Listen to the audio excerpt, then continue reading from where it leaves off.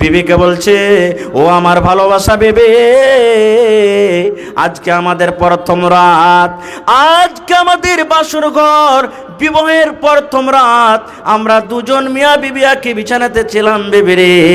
এখনো তোমাকে আমি দেখতে পাইনি ভালোভাবে, তুমি আমাকে চিনতে পারোনি, কিন্তু আল্লাহর নবীর ডাক হয়েছে, জিহাদের ময়দানে যেতে হবে, যুদ্ধের ময়দানে যেতে হবে।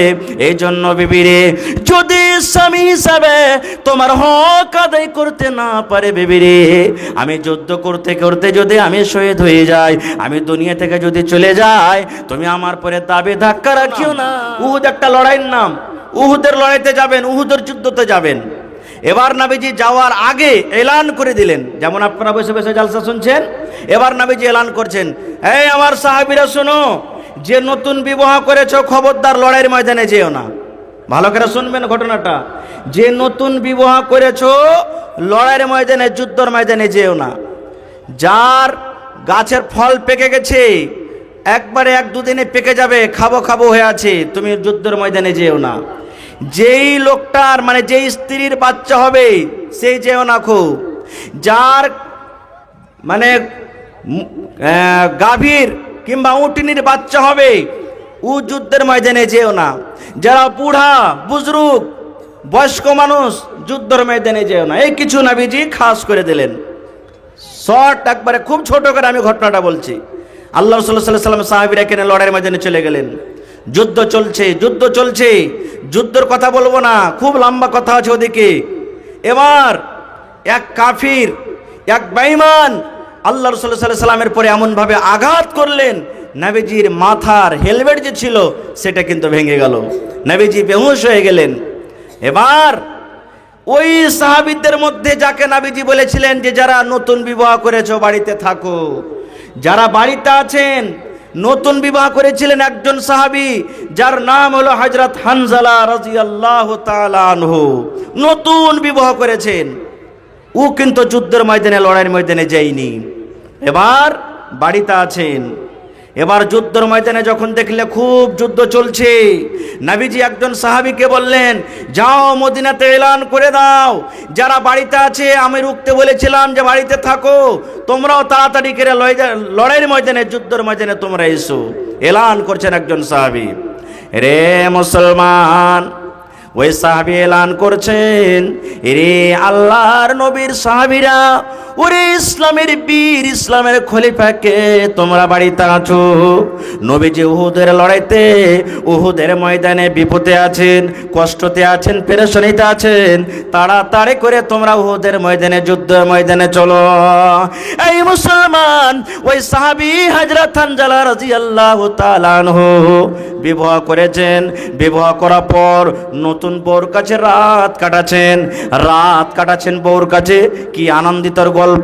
এবার বিবির কাছে শুয়ে আছেন, কানে আওয়াজ চলে এসেছে, এরে আল্লাহর নবীর সাহাবীরা শোনো, কে বাড়িতে তোমরা আছো, তাড়াতাড়ি করে তোমরা লড়াইয়ের ময়দানে, যুদ্ধের ময়দানে তোমরা তাড়াতাড়ি করে চলো।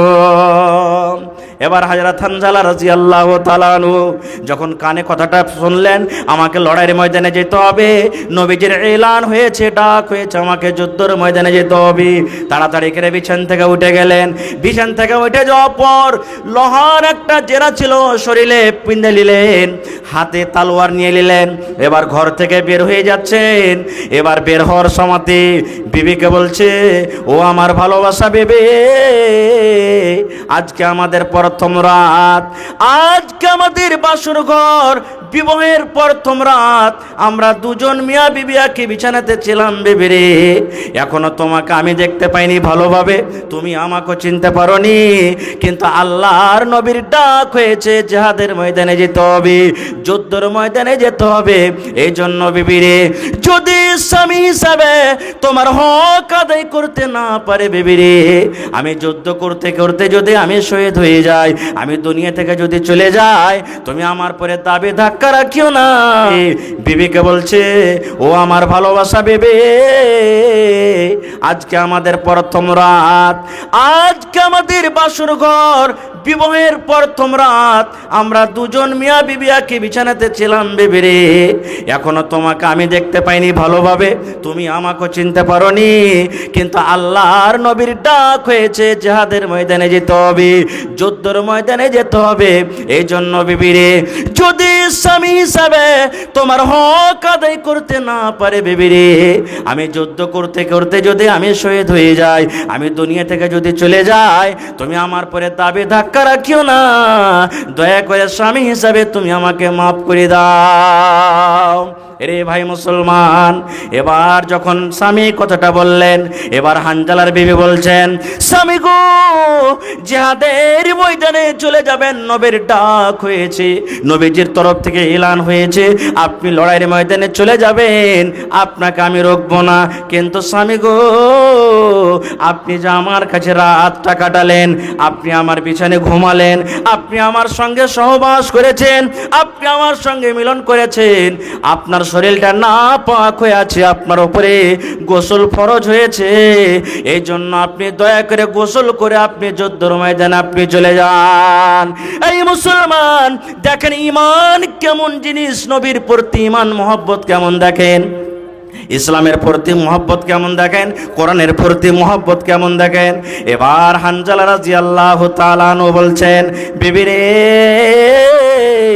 আমি জানি আমার উপরে গোসল ফরজ হয়েছে, আমি জানি আমি নাপাক হয়েছে, আমার শরীরটা নাপাক হয়েছে, কিন্তু বিবি রে শোনো, যদি আমি এখন গোসল করতে যাই 10 মিনিট 15 মিনিট হয়তো সময় লেগে যাবে, এবার আমি সময়টাতে গোসল করতে গিয়ে ইয়ার মধ্যখানে যদি নবীর কিছু হয়ে যায়, তাহলে আল্লাহ রাব্বুল আলামিন কিয়ামতের দিন যখন আমাকে জিজ্ঞাসা করবেন, আয় হানজালা, তুমি নতুন বউ নিয়ে, নতুন স্ত্রী নিয়ে বাড়তে কত মজা করছিলে, কত আনন্দিত ছিলে, আর আমার নবী লড়াইয়ের ময়দানে, যুদ্ধের ময়দানে কত কষ্টতে ছিল। এবার যখন আল্লাহ রাব্বুল আলামিন কিয়ামতের দিন আমাকে প্রশ্নটা করবে, তখন আমি কিভাবে আল্লাহ রাব্বুল আলামিনকে তার উত্তর দেব? না রে বিবি, না না, আমি গোসল করব না, আমি লড়ার ময়দানে চলে গেলাম, যুদ্ধের ময়দানে চলে গেলাম, যদি আমি লড়াই জিততে পারি, আল্লাহ যদি গাজী বানায়, যদি আমাকে আল্লাহ রাব্বুল আলামিন বাড়ি ফিরায়, তাহলে বাড়ি আসার পর আমি সেই সমাতে গোসল করব। নারে তাকবীর। আরে মুসলমান, এবার চলে গেলেন যুদ্ধের ময়দানে, লড়াইয়ের ময়দানে চলে গেলেন, যুদ্ধ করতে লাগলেন, যুদ্ধ করতে লাগলেন, যুদ্ধ করতে লাগলেন। নবীজি কিন্তু জানেন না যে আমার সাহাবী হানজালাও যুদ্ধের ময়দানে এসেছে। যুদ্ধ করতে করতে করতে যুদ্ধ শেষ হয়ে গেল। এবার যুদ্ধ যখন শেষ হয়ে গেল, এই মুসলমান শোনেন, যখন যুদ্ধ শেষ হয়ে গেল, এবার আল্লাহ তাবারাক ওয়া তাআলার বিধান আছে, যারা আল্লাহর রাহে, যারা দ্বীনের খাতিরে, ইসলামের খাতিরে যারা যুদ্ধ করতে করতে করতে দুনিয়া থেকে চলে যান, তারাকে শহীদ বলা হয়েছে। ওই শহীদের জন্য গোসল নাই, বিনা গোসলে তারাকে দফন করা হবে। যে কাপড় তারা পরে আছে সে কাফন দিয়ে তাকে দফন করা হবে। যে জায়গাতে মারা গেছে সেই জায়গাতে তাকে দফন করতে হবে। তার জন্য কোনো জানাজা নাই, বিনা জানাজাতে তাকে দফন করতে হবে। এবার হানজালার বিবি মদিনাতে যখন শুনলেন, আহারে আমার স্বামী হানজালাও শহীদ হয়ে গেছেন, এবার হানজালার বিবি এবার ময়দানে আসছেন। ময়দানে আসার পর বলছেন, আল্লাহর নবী গো, আমি হানজালার বিবি এসেছি। আল্লাহর নবী গো, আপনার যত সাহাবী আজকে শহীদ হয়েছেন, মারা গেছেন, তারাকে বিনা জানাজাতে, বিনা গোসলে আপনি মাটি দিয়ে দেন। কিন্তু নবী গো, আমার স্বামী, আমার প্রিয় ভালোবাসার স্বামী, আমার স্বামী হানজালাকে আপনি বিনা গোসলে কিন্তু তাকে দফন করিয়েন না। এবার নবীজি বলছেন কেন, কারণটা কি? এবার সব খুলে বলে দিলেন। আল্লাহর নবী গো, হানজালা আমার কাছে রাত কাটালছে গো নবীজি, আপনার ডাক পেয়ে, আপনার খবর পেয়ে গোসল না করে তাড়াতাড়ি ময়দানে চলে এসেছে। এবার ময়দানে শুনতে পেলাম শহীদ হয়েছেন, দুনিয়া থেকে চলে গেছেন, এই জন্য নাপাক হয়ে আছে, তার উপরে গোসল ফরজ হয়েছে। এই জন্য দয়া করে আমার স্বামী হানজালাকে আপনি গোসল দিয়ে দেন। এবার নবীজি বলছেন, দেখো রে, দেখো কোথায় আছে হানজালার লাশ, হানজালার লাশ কোথায় আছে দেখো। হানজালার লাশ খুঁজে পাওয়া যায় না, কোথায় আছে হানজালা দেখো, কই হানজালার লাশ? সাহাবীরা বলছেন, নবীজি হানজালার লাশ পাওয়া যায় না।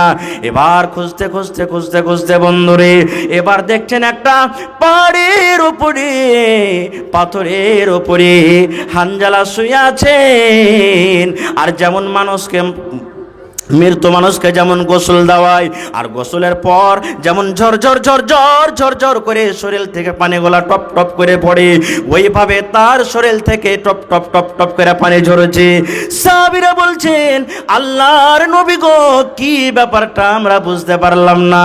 হানজালাকে তো আমরা গোসল দেইনি, হানজালার পাশে কোনো মানুষকে দেখতে পাওয়া যায় না, কে হানজালাকে গোসল দিয়েছে?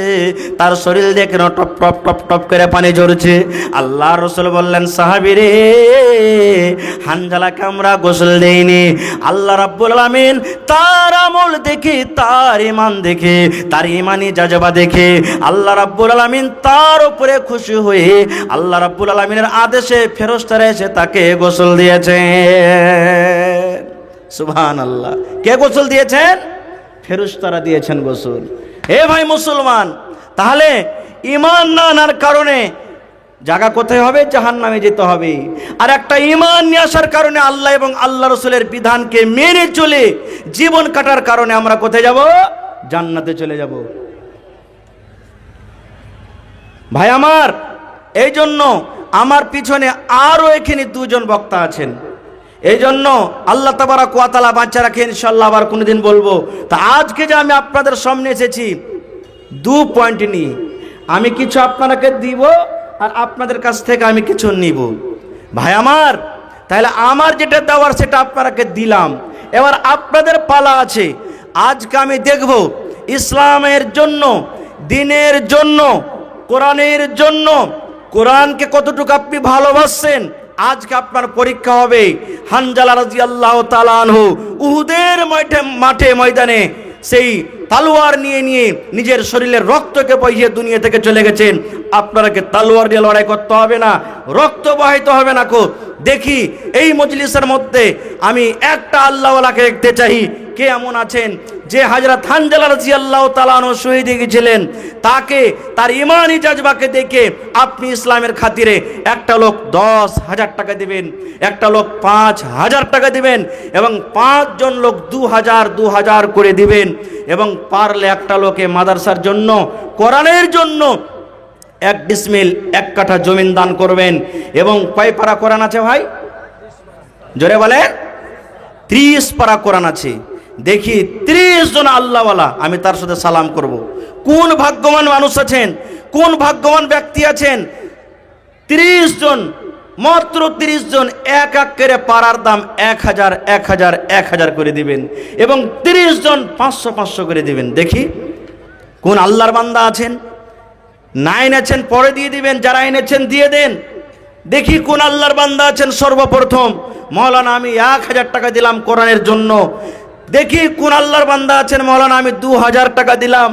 দেখি কোন আল্লাহর বান্দা আছেন 5,000 দিলাম। দেখি কোন আল্লাহর বান্দা আছেন একজন 10,000 দিলাম।